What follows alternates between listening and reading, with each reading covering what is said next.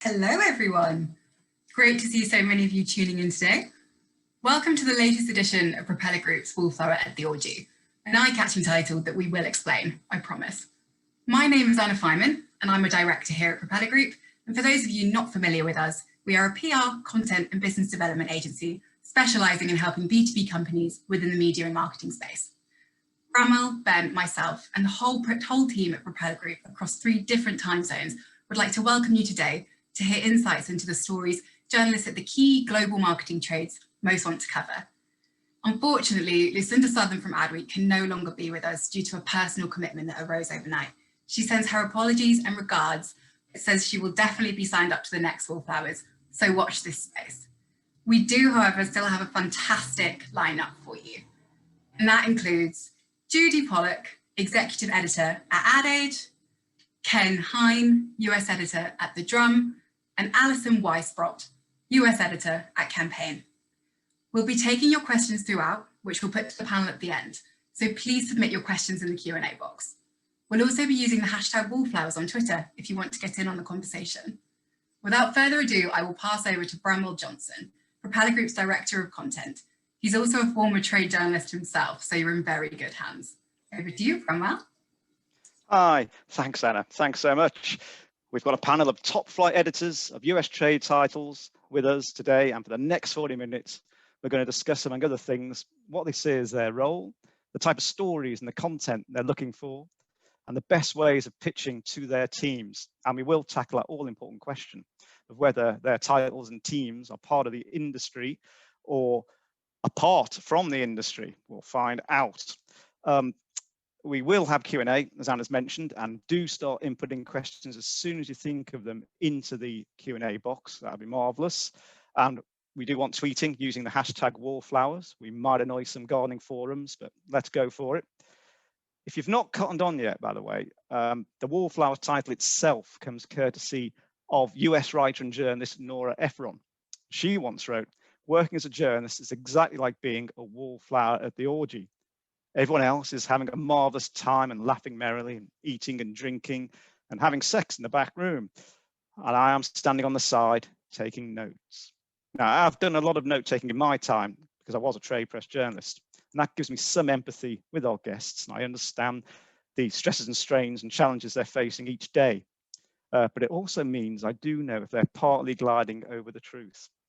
Now, I think we should start with some context. I'm going to ask each of our guests what their title's remit is and what they think differentiates it from its competitors.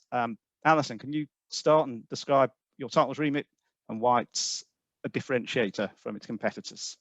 Sure. Hi, everyone. I'm Alison Weissbrot. I'm the editor of Campaign US, and Campaign is really the global leading publication covering the business of creativity and marketing and advertising. So, we're unique in that we have reach across Asia, Europe, and the US, among other markets, and we really cover.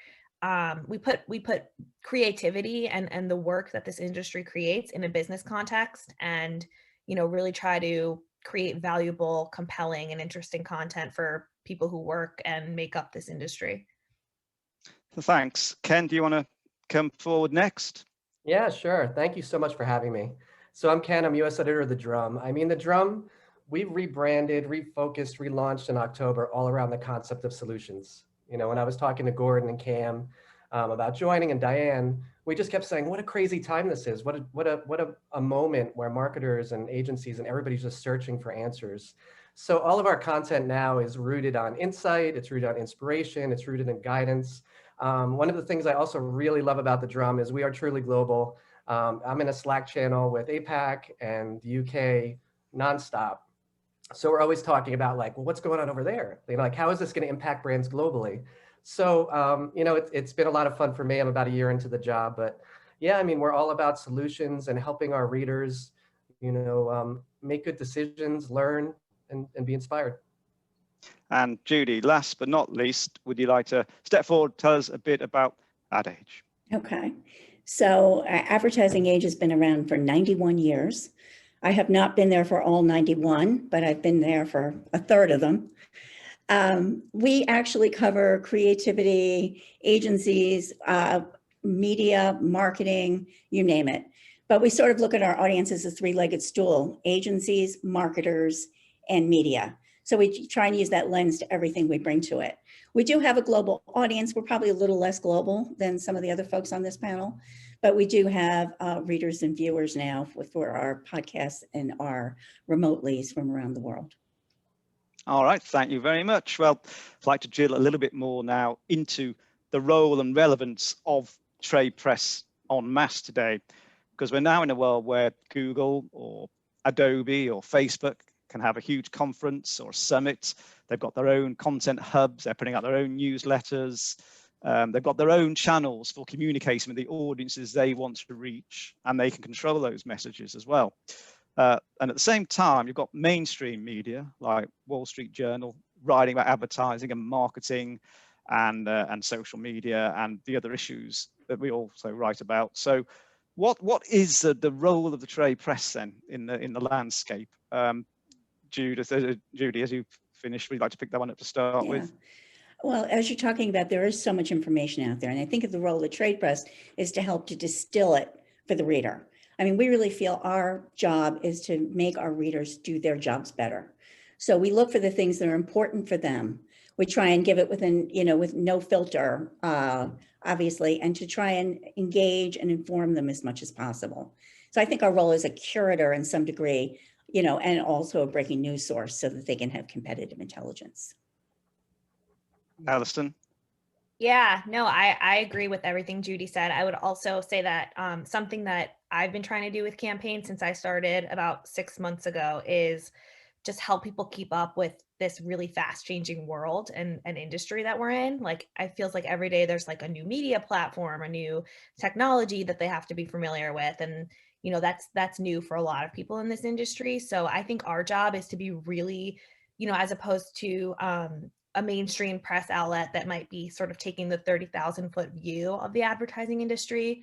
Our job is to really dig in and help people, be there every day, helping these people do their jobs better. And then, also celebrate the people doing the work while at the same time holding them accountable, the businesses and the people in this industry accountable, I think is our job.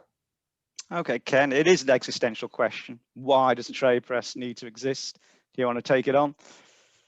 Sure. I mean, I think piggybacking on what Judy and Alison said, I mean, we're here to kind of make sense of it all. Like, this is the craziest moment probably in history. And then you layer in our industry trying to, reach consumers and B2B customers at a time when how they're behaving and how they're absorbing marketing and advertising is totally changing by the day, seemingly. We don't know what's going to happen tomorrow. I think before we started, we were like euphoric about, vaccine schedules and we're ready for things to move on. So I think it's really up to us to kind of help, curate, but also offer actionable insights. Like, okay, this is what's happening, but this is what you should be thinking about doing. And by the way, this might also happen too. And just kind of educating them, giving them the context objectively, and just really kind of helping them understand all this, because there is quite a lot. Every day there's a new announcement, and it's kind of all of our jobs to kind of make sense of it all. There's a hell of a lot, and of course you have to prioritize as well. So maybe let's move into the content a little, and I'd like to start with news and then try and understand where it sits in your editorial mix now.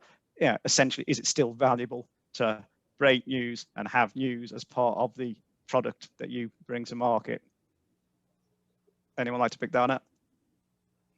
Sure, I can go for that one. I think news is definitely extremely important.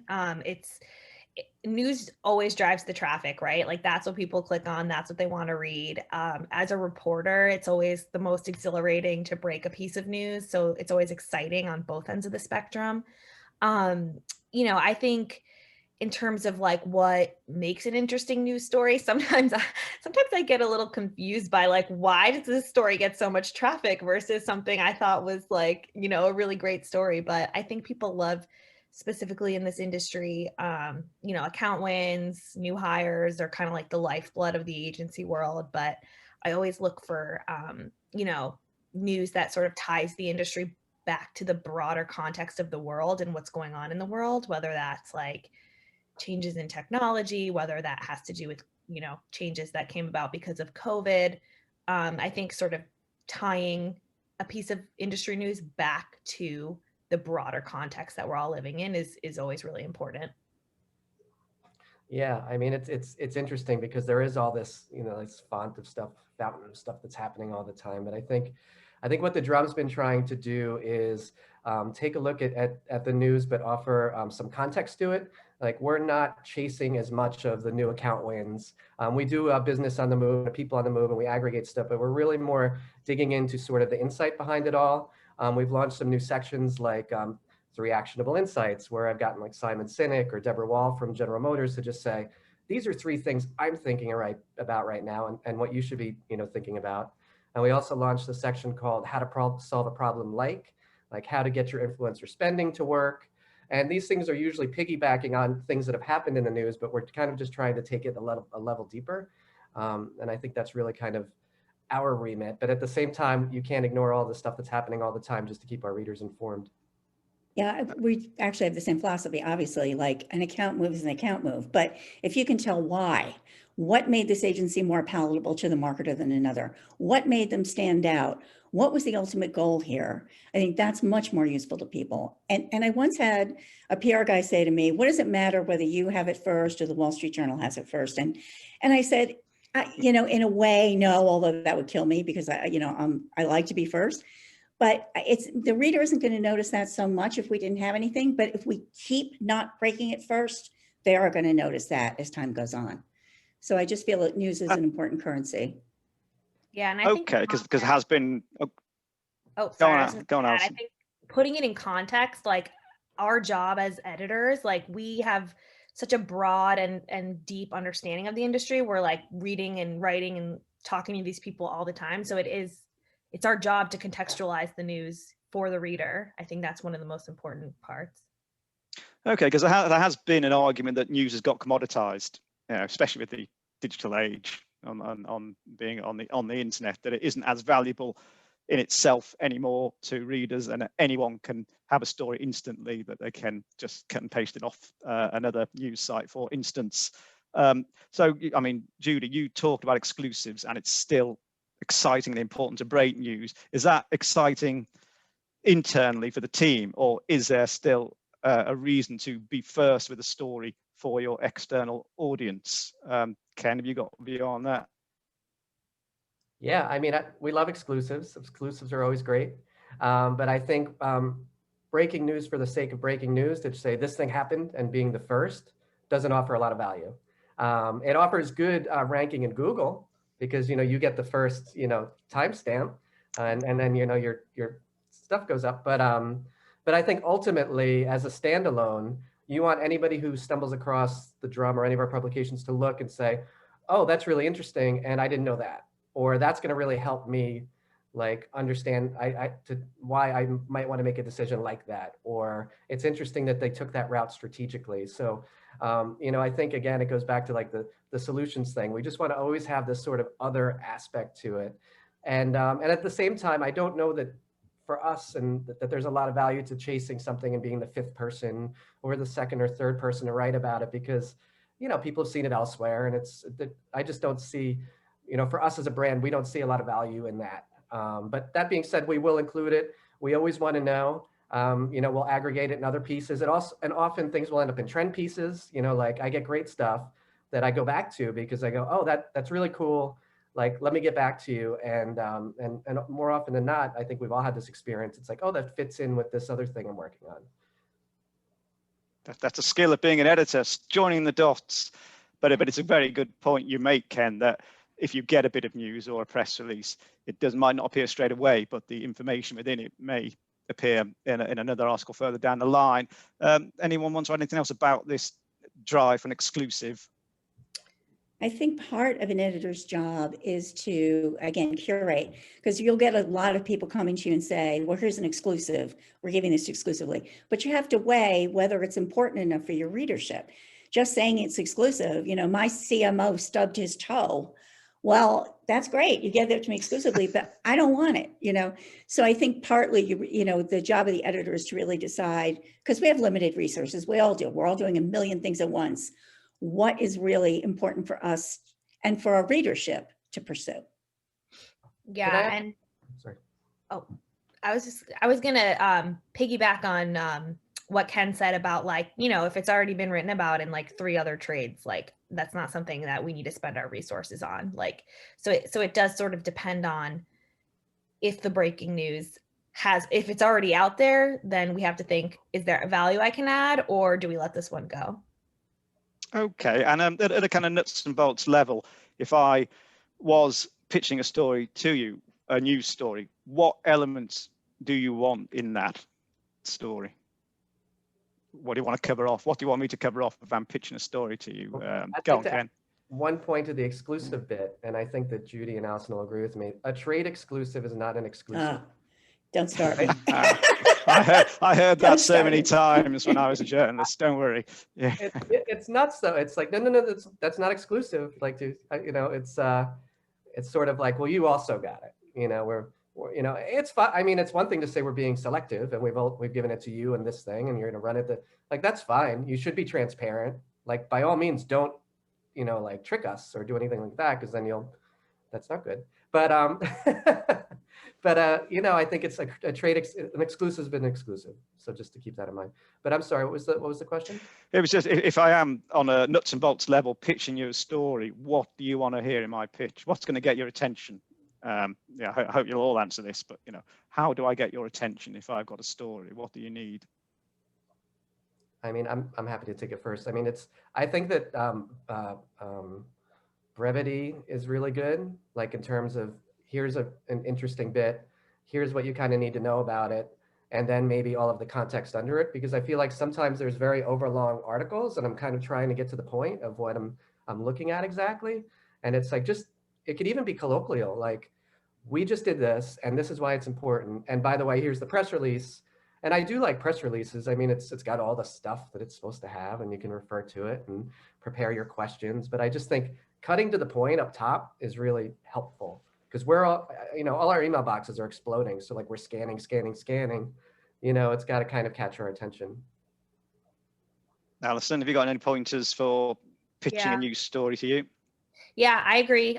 Get to the point and keep it quick, because we're all just drowning in emails all the time. And also think about our audience, because that's who we care about. Like, we don't, no offense, care that your client wants an article in our publication. We want to write a story that our readers want to read. So if you frame it from that context, I think that might help, understand like what could be a good pitch and what's a good story, and how to organize the information that you send over.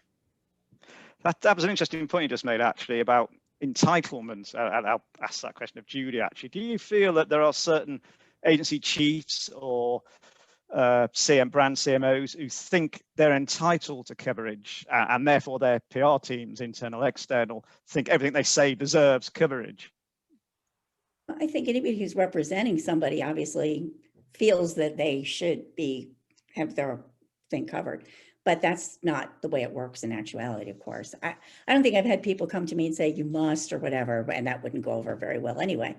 But I do think, a smart pitch is somebody who really thinks about what they have, thinks about the context, just not XYZ thing happened, thing happened, and it's part of a trend that you may not have noticed, or it points to a new direction that other people are going into, or but something that's a little more informed, so that I think helps. And if we want to get into the part about things that I don't like, other than the trade exclusive, thank you, Ken, is, often we'll get something, I think this story would be really great for Adweek because, and I'd say, well, good, maybe you should go to Adweek then and ask them if they think it's good. That, like, at least know who you're talking to, please. Try and learn the beat reporters, because I can't speak for absolutely everybody on staff. And then the last thing might be, this really drives me crazy. I'll turn down a story and then they'll pitch it to the next person on the masthead and the next person on the masthead. And no, not happening. Because, if one person says no, we said no. So those are my bugaboos. Oh, Not that you yeah. asked, but Going around the desk. Yeah, I remember that one, where the phone would go off with one person, and then it'd go off with another person. It'd be the same person at the end of the line. Ken, you're going to add something? Yeah. I mean, also say if somebody references, like, we saw that you've covered this, and this relates to that, and if you're going to cover this again, you might be interested, like showing that you've actually read the publication and, giving us the context of where it might fit, that helps us feel like, oh, okay, like helping our synapses connect, in terms of why this is useful for us. It goes a long way. And also, I think it helps build relationships with the journalists, because you respect, the public relations professionals who are taking the time and understand. And down the road, you want to go back to those people because they get it, so it's sort of like, well, you kind of make a mental note, like, that's cool. Versus, I feel like some of the external agencies have some very junior folks that are just, they're checking off a list. Like, I sent it here, I sent it there, I sent it here. And that's their KPI. Versus, I want to make a relationship. I actually want to land stories, so it's like a very different way of going about doing it. Oh, definitely. All right, if we could move maybe off news onto other forms of content. I'm interested in if you still are interested in profiling people. Are you still interested in profiling a visionary creative or a flamboyant media owner, that kind of coverage? Is that still of appeal to your titles? I can start with that one. I didn't get to say what annoys me about pitching, though. I'm kind of sad. Oh, go on. I'm not going to stop you. Go on. No, it was going to be at the end. I was going to ask you what your bugbears were. So if you want to sit tight and hold on to them. I'll save it. We'll talk about profiles. We do continue to write profiles because I think, people really are the lifeblood of this industry. And I think there's a lot of interesting personalities, and that is a big component of what makes a great creative idea, what makes a great team, what makes a great campaign. I think you have to kind of like balance, once again, how that fits in with other news and other coverage that you're doing. And one way that we've been keeping our profiles going is we just launched a podcast called Campaign Chemistry, and we're it's long form interviews with different industry personalities every week. And to me, that's just like a great way to, have regular profiles of people and let those personalities kind of shine through in the publication. At the same time, it is a resource management thing. So it depends how much time you have for these types of stories and how much time you want to devote to it. But I'll also add that we're trying to profile different people. And I think all three of us are trying to do this, like get more diverse faces and voices into the publication and, really like show how the industry is changing in a positive way and not continue to put the same names out there and the same faces. So that's a really big focus when it comes to profiles. Now that's a good tip to get a more diverse set of voices and faces in the press. Judy, you've got anything to say on the profile? yeah, 100% what Alison said about diversity and inclusion. So many times, even just for regular stories, not necessarily profiles, but I will answer the profile thing. But we'll go to an agency, we want to talk about something, and they'll offer their CEO, which is great. Love to talk to, Jeff Goodby. But I would also like to talk to people that we haven't discovered before, particularly people of color, particularly up and comers that we haven't recognized yet in any way. I think their voices need to be reflected more in things. But specifically to profiles, I love them. They're the most colorful people in this industry you can ever meet. Unfortunately, sometimes it's really hard to have the time to really carve it out to do it right.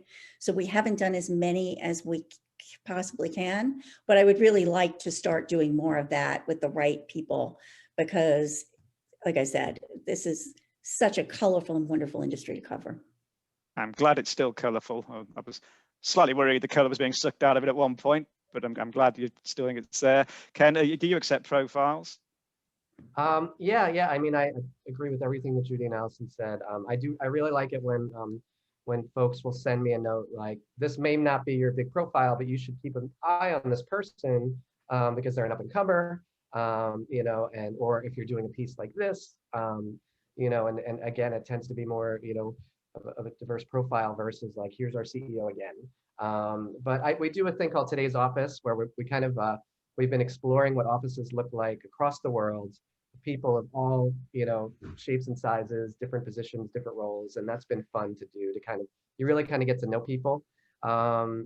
When there's a big hire, it's kind of interesting if they'll go on the record and have an honest conversation, or as far past their bullet points as they can get about, what their vision is going to be, either for a new agency or a new company or a new brand. That's exciting and relevant. But I think, to everybody's point, we have to be selective. We just can't, and I know the PR people are under pressure to get, certain executives in the spotlight, and I understand, but we just don't have the bandwidth. But we have done Q&As, and yes, by all means, even if we don't do the profile, it's good to know. It's good to know about this person or another. Oh yeah, no, the introductory kind of off-record briefing, that's still important from the sound of it. That just getting to know someone, that's an important point. I've just mentioned to everybody watching, by the way, do fire your questions in. I'm going to keep running for about another 15 minutes, and then I hope to be able to use some of the questions coming into the Q&A box. Okay, the third pillar of content I just wanted to ask about was the guest columnist. I know Ken raised this when we had a pre-chat. You have your regular columnists, but I assume you still occasionally have room for a guest byline. Do you invite pitches, and what are you looking for in a guest byline pitch? And Ken, you mentioned it to me earlier, so you may as well start this one rolling. Yeah, we certainly do at the Drum, and again, we're selective. It's tough, but we're looking for very specific things, and often we'll have already covered something.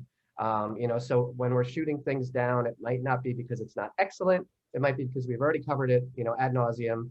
But the one bit of advice that I like to give everybody who's pitching these or writing these is, it's almost like your pitch to us. You cut to the chase. Pick one point. Pick the op for the ed. The leadership, the thought leadership. Actually do that. Push an idea forward and focus on that, because I feel like too often we'll get these things where there's a massive amount of context, like nobody's really traveling anymore because of COVID, and it's like 2 paragraphs in, you finally get to the point, and that's, so it's like we're literally like deleting the first 2 paragraphs often, and then going back and being like, okay, riff off of this. So I would just, I would say yes, and that one bit of advice is like, focus it, make it condensed, pick one point, don't open a bunch of doors and try and cover all areas. To show how smart you are, like just picking one thing and being really good and smart about that, and offering a solution and an insight, hopefully something that's actionable is always welcome. Judy, you take guest columnists onto AdAge? That must be kind of the highest bar I think we have, because they're the sheer number. I can open my inbox any day and there's 40 pitches every day. And I just don't have time to go through all those, nor does anybody else on staff really. So we have to be extremely selective, as Ken was saying. And what I would say is, we're now mostly trying to just go to people rather than just take things that come in over the transom. If I'm having a really good conversation with you and you say something, I might say, oh, can you write something up for us on that? But the ones that we do take have to be a new point of view. There's somebody that's just saying the same old thing over and over again, and we've already done that. You need to bring something new to it. And the other thing is, please don't be self-promotional. There's so many of them like, oh, there's a terrible crisis in the world today with XYZ, and my company can solve that for you. Nobody wants to read that, so you can have a little subtlety, we all know that's part of it. But that's, really where we're going to draw the line. Okay, have you got anything to add, Alison, or we covered off? Yeah, no, I agree with all of those points. It is an op-ed, right? It's not a sales pitch. So, keep it interesting for the audience. And when it comes to pitches, like, it's very difficult to like sit down and read an op-ed and like see if if it resonates and you want to publish it. So please don't follow up like 8 times if I don't get back to you right away. I promise I'm trying and to get to it, and what you will get a response at one point. It's just those tend to be the most difficult to manage, because there's a lot of them, and they come in pretty frequently. So, and just this is subjective, but it needs to be a sharp, really strong provocative point of view, or else it's going to be something that we've all read somewhere else before. No, for sure. They're all excellent points to take on board. I think it's probably time to move towards the orgy question myself. I'm ready for it. I hope you are. Just tackling that similarly head on. Wallflowers at the orgy. Do you see your titles and your teams as part of the industry and immersed in the industry, or separate and a bit more coolly objective? And different titles have different remits. I'm aware of that. So it's really just exploring where your title sits on that spectrum.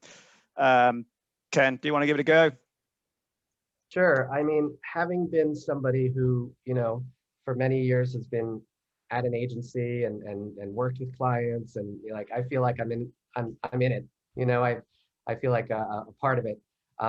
It's I'm always trying to think about, if I were at one of my previous roles, what would one of my clients be interested in, or what would the new business person, be really psyched to like put into a sales deck. Because it's like, oh, that's really interesting. Like, just trying to really think about the people who are doing the jobs and how we can help fit in, with give them the solutions they need to get through this moment and succeed and evolve. Because I think what we're seeing is this huge, there's so many cliches, but transformative or whatever, there's so many things that are happening that I feel kind of like I'm, we're in it. We're in it with everybody else. You are part of the industry. Judy, what's your kind of stance, or AdAge's stance? I've never been much of an orgy person myself. But that said, we're observers, right? We're journalists, we're objective observers.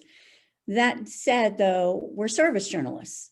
So we try and, like I said, I keep saying this, but help you do your jobs better.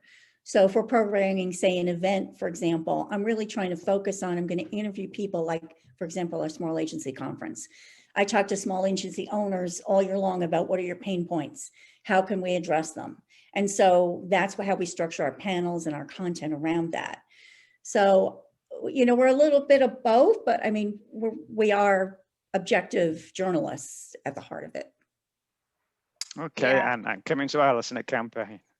I take more of Judy's position on this. I think, we are journalists. We have to be objective. We have to hold the industry accountable. These are businesses and we're business journalists, but at the same time, we want to celebrate the industry and the people and the great work in it. And we want to be like broadly positive about what's going on in the industry. And so I think, there is times when you're sort of part of the fun, but you always have to kind of keep that like wall up of like, okay, I'm here to observe and report and, hold people accountable. Definitely. Yeah, I mean, you've mentioned celebrating and staying positive, and then that kind of links in with another question, really, which is about how your title's remit and role during the pandemic and the months we've been through. I'm curious to know, did that shift anything at all within the way you covered stories, and whether you felt you need to be more positive in the content or play down some of the negativity? I'll give you a quick example from Campaign US's parent title, the main campaign title. They used to run a feature called Turkey of the Week, and every week they'd critique an ad's craftsmanship and its content, and it was pretty much a takedown. But they stopped doing now on the 19th of March last year, and actually put out a statement saying, with many businesses facing uncertainty and change, it feels as if we all need even more support than usual. Is that the stance you've taken during the pandemic period we've had, to be a bit more on the positive, upbeat side? And Alison, you want to take it first? Well, yeah, I wasn't actually at Campaign at that time, but I mean, what I would say to that is like, I don't think we've changed the way that we cover the industry. I think the job is the same, but at the same time, there's certain decisions that you make in a crisis, and you have to be sensitive to what's going on in the world. So something like that might be in poor taste, just like when people are losing their jobs, and it's really a time of crisis. But I think we're still covering the layoffs that are happening and calling people out when they're not approaching diversity and inclusion the right way. And so we're still, you know, we're not just like cheering for everyone just because things are sad. We're chronicling that, you know, hard time that's happening in the industry while also being sensitive where we need to be. And I think, if anything, you know, the pandemic has sort of like connected the trade journalism and what we write about to like our broader lives, because we're working from home, we're living where we work, and it's all becoming so blended. So it's really almost like, you know, almost like broadened, I think, our role and the way that we cover people in the industry and how that connects to their personal lives. Judy, do you want to pick up on this? What might have changed in the past 12, Yeah, well, 18 the pandemic, months? from a personal standpoint, the pandemic changed a lot because we hired a new editor back in July who I still haven't met. I work with him every day on Zoom, but I have no idea how tall he is or anything like that. But in terms of what we cover, not really. I mean, it's been tough, some of it. The layoffs were difficult for everybody. That said, we had to cover them. That's what we do. But I think we have done in terms of more stories in the vein of how this client pitched and won an account via Zoom, which would be useful to our audience at large. So some of the things that we are covering are a little more specific to the pandemic, but in terms of changing our general approach to how we do things, not so much.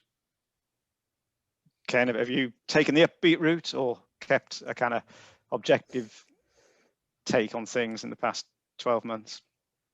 Well, definitely objective, but I think we're less about focusing on the negativity and saying, okay, this layoff happened and this happened, and more about, okay, this merger happened. You know, this is how they're handling it. This is what we can learn from it. You know, this is what's happening from a cultural perspective. These are some lessons you could take away from it. So, I mean, we made a conscious decision to not be, you know, trying to break negative news for the sake of it being negative news. There needed to be a point. And also we made a conscious decision not to be particularly nostalgic. We think this is a moment of like looking like this is what's happening now, and this is what we need to be thinking about moving forward. That's good. That point about not being nostalgic is a good point to make. Thanks for that. All right, I'm going to ask you one last question for now from me before I ask some from the audience. And there is one other relationship apart from yourselves and the industry, and that's editorial and commercial within your own titles. Used to be called Church and State when I was a younger journalist, and they would never meet. And I was once told I should never talk to anyone from the advertising department, a rule which I broke because they are very useful sources of information and very helpful people. But just curious to know, do you ever come under pressure, commercial pressure from commercial teams to pull something or add something for commercial reasons? You know, it would be great if you had an open and honest answer. Judy, do you want to take that one? Yeah, as I said, I've literally been at AdAge 35 years. So things have changed really quite a bit since I started. When I started, I didn't even know who the people in the ad sales department were. I passed them in the lunchroom. I had no idea who they were.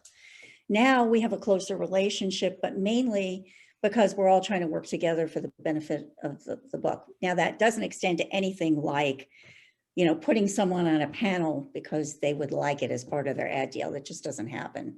Although it has been asked of me in the years, but no, we don't do that. But I do think there are things like I mentioned the small agency conference before. I ended up bringing in a sponsor for that because I was talking to someone at Procter & Gamble about the conference, and he said, wow, that sounds great. We'd like to be a part of it. And I hooked them up with the ad sales department, and I actually got a sponsor for it. Now, I didn't get a commission for that, sadly, but I did. But I think it's a lot more cooperative these days. You know, there have been a few asks over the years, but nothing drastic. And actually, if I want to go way back, years ago, there was a story we had that we ran with Rupert Murdoch when he still owned TV Guide. We wrote a story saying he was selling it. And he said that it wasn't true. And he pulled all his ad dollars. And he made $1 million bet with Rance Crane, who at the time was the head of the company. And it just went away. We just laughed and said, well, you'll bring your money back. And he ended up doing it because the story was correct. Okay, all right, that's good. Alison, have you ever come under pressure at all from commercial, or had a heated conversation, shall we say? No, I can't think of any specific examples where I've been like pressured to do anything. Like I think everyone understands that there's a line, but I will agree that I think editorial and commercial are just working a lot more closely together now because honestly, like the media business is tough and you have to find ways to make money. And as editors, like we are more and more, I feel like we're like connectors and like professional networkers, and we just kind of like know everyone in the industry. So if that means, you know, passing on a sales lead to the sales team or brainstorming different events or webinars or that we can do that will bring in sponsorship dollars, like I am involved in those types of conversations, but it's never like you can't run this story because our sponsor is going to be mad. Like I wouldn't, that's just crossing a line for me. Okay, and have you ever pulled a column because it might have raised eyebrows in the commercial department? No. Good. No, I agree with everyone else. I think that we are, you know, we're all aware of what each other's doing. You know, we're all, you know, when we relaunched under the solutions, you know, banner, we were kind of, you know, we want to make sure that there's consistency across the board. I do remember, you know, back in the day when I was at Brand Week, where there was a point where we actually asked the sales department, like, have you read the magazine? And they were like, no. And it was like, come on, you know, it was almost like it was the reverse. It's like, you know, just think about what we're doing here, and you will, you know, do better. So They're meant to be looking at sales leads on every page. They're meant to be scouring the stories for sales leads. All right, so thanks for the honest answers. I am now going to start bringing in some of the questions from the audience. So we probably zig and zag a little bit, but you know, I want to give the audience a chance to pick your brains. So we've got a question from Daniel Schloss. It's about PR pitching. How should PR folks interpret non-responses? And you know, how can they tell the difference between an overlooked email versus an implicit no? And then the secondary point, is it possible to solicit feedback on story ideas or follow-ups of any kind not appreciated? So in the first instance, if you don't get a response, how do they know they haven't just been overlooked? I know your inboxes are rammed, but maybe you can give an answer, Alison. Yeah, I have a pretty easy answer for that. One follow-up is fine. I might have missed it. Two or three is pushing it, I think. Like after 2 times, you can just assume that it's a no.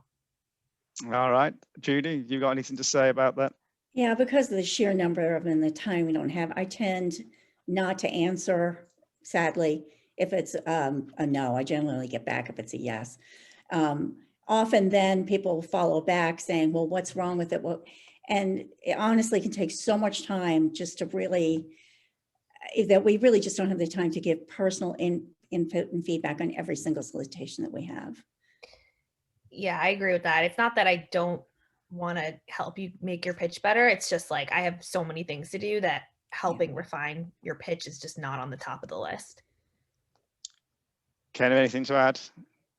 Yeah, I mean, I genuinely feel bad when I can't get back to, you know, certain folks. And I would definitely say, like, I don't think you should call us on our cell phones, personal emails. Like when people start going other routes, because I guess they're feeling pressure, you know, from somebody, like, what do you mean they didn't get, you know, we're just trying to manage our workload. And that's probably a hard no if we're not, you know, it will be a hard no if you start, you know, kind of stalking us. But yeah, I'm actually, a follow-up is a good idea though, because there are times when things get lost, but, and just the point that if we do say no, don't start grilling us, because then it's kind of like, we just don't, you know, maybe if we have a conversation in the future and you want to talk about it then, about something else, you'd be like, oh yeah, and that story was great, but we just covered that, or, you know, something, there's always a reason.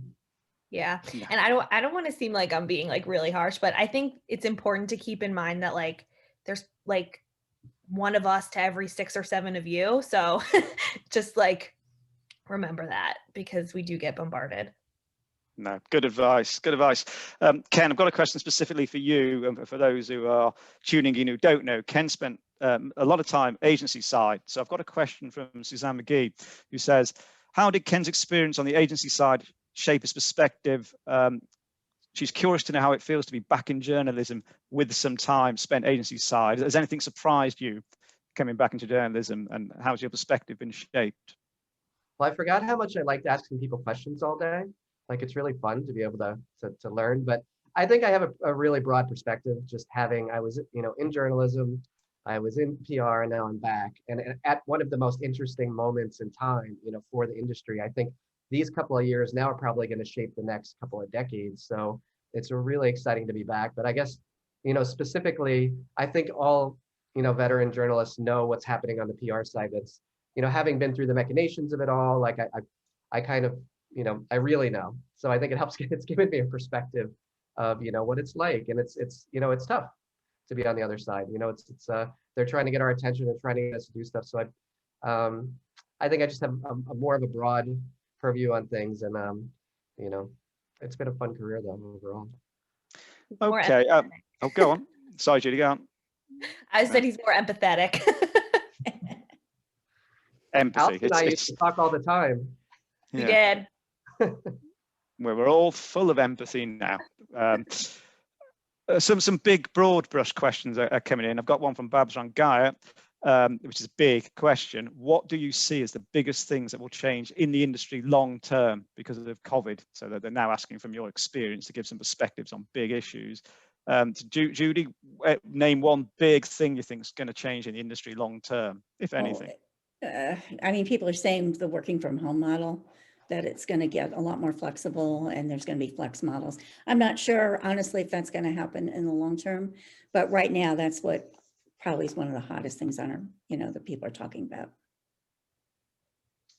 Ken, what do you think the big thing coming out of the industry for the industry out of the COVID situation? The indelible mark that digital has made on marketing.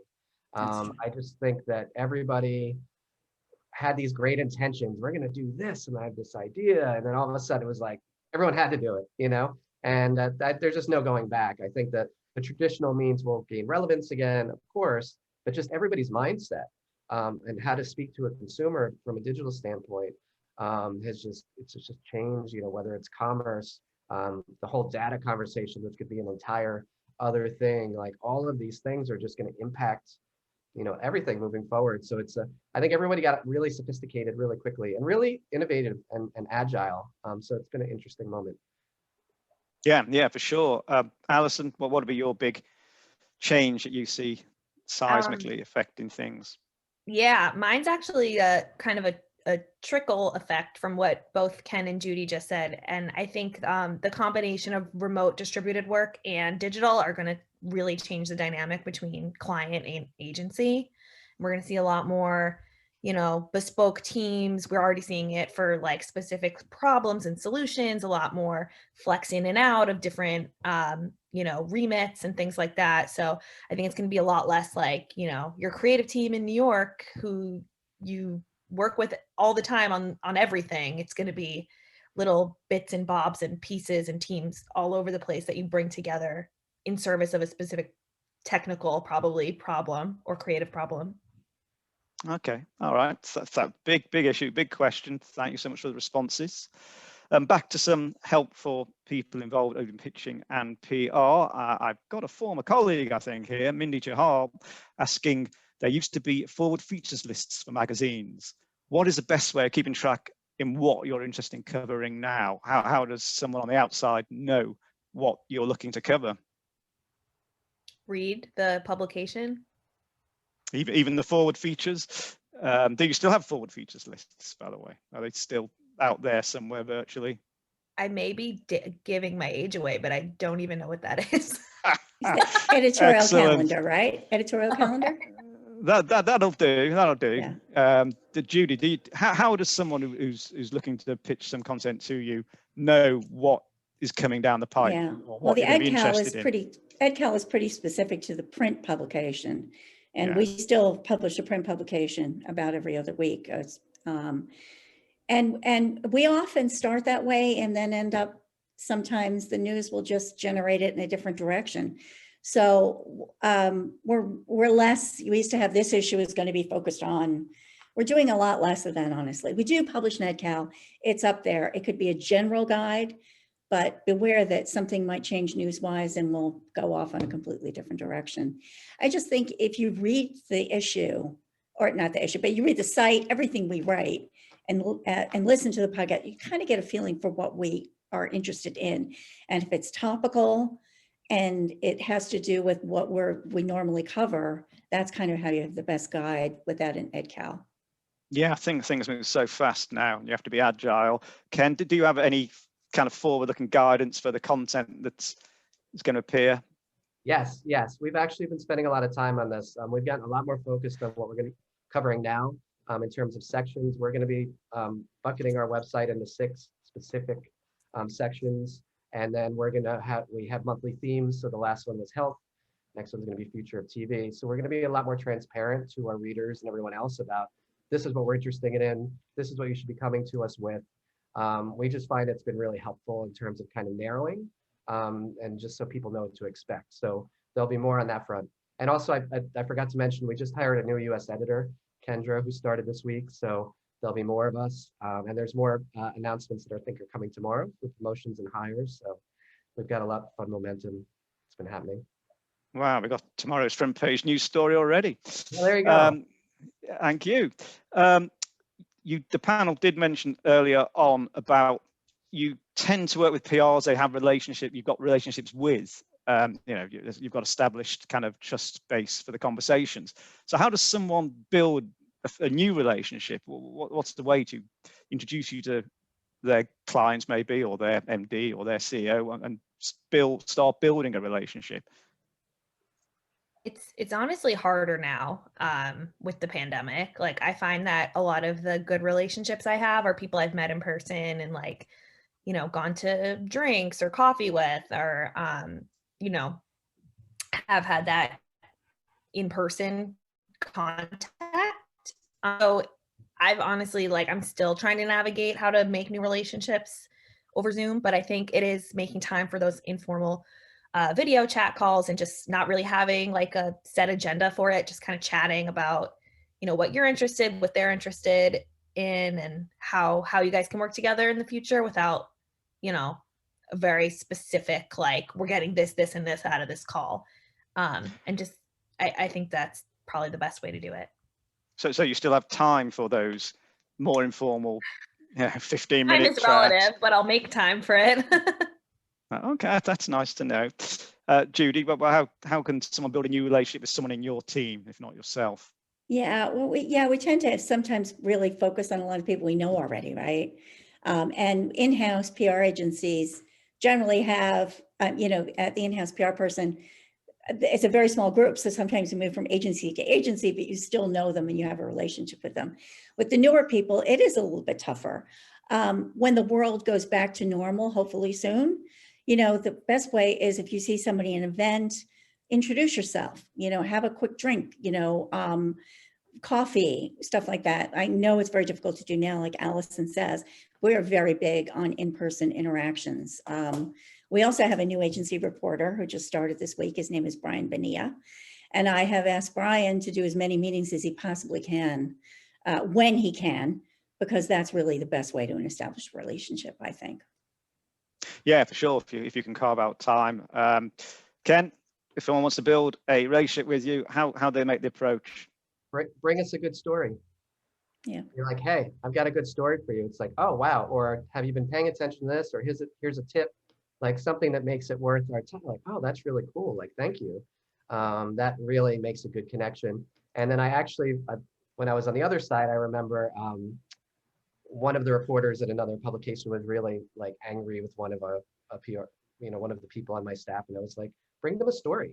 I'm like, news cures all ills. Like, if you bring them a nice story, they're going to feel a lot better about you. So give us news, give us good insight, even just like, have you been thinking about this? Like, we appreciate that. And that's, we'll want to talk to you again.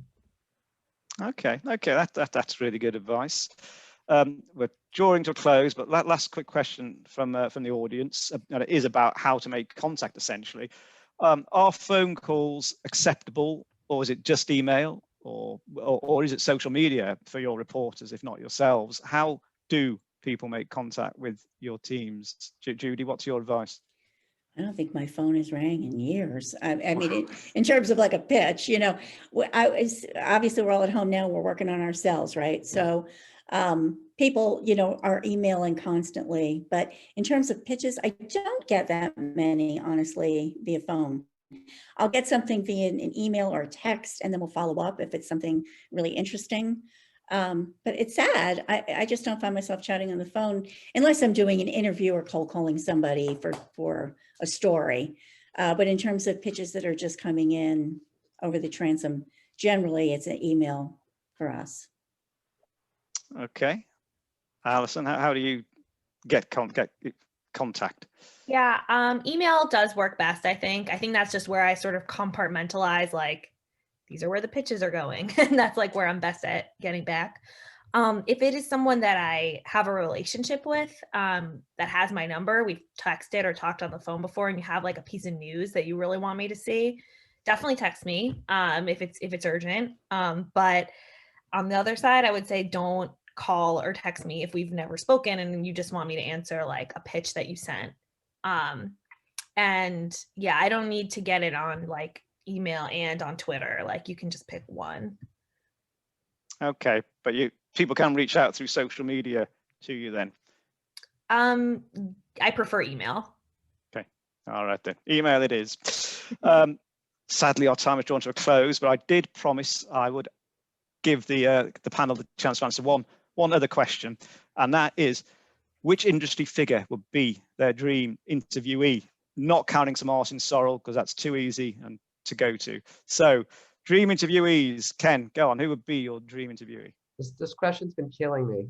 I could think of so many wonderful and great people that I think if I had to pick one, I'd be really interested in interviewing Bill and Melinda Gates, just because I feel like he is, kind of like the Edison of our generation, and she's the work they've done with their foundation has been amazing. I think they've given $5.1 billion to helping cure hunger and COVID, and I think it would just be amazing to speak to them both about like what's next. What do you think is next? What can people learn from these these two amazing leaders? So I have so many others, but that's kind of where I landed. Judy? Well, within the context of the business, I've been around a long time, so I've been very fortunate. I have interviewed David Ogilvy, I've interviewed Mary Wells Lawrence, I've interviewed Lee Clow. So thinking about it, I think the one person I haven't spoken to, within the creative sphere that I'd like to would be Dan Wieden. I have never had the opportunity to talk to Dan Wieden. And Dan Wieden of Wieden and Kennedy, yes. Yes. Yeah. Okay. And Alison, your dream interviewee would be? Yeah, I would love to be able to grill Susan Wojcicki or Sheryl Sandberg and ask them what they're doing about misinformation and all of the issues that brands and humans and democracy run into on their platforms.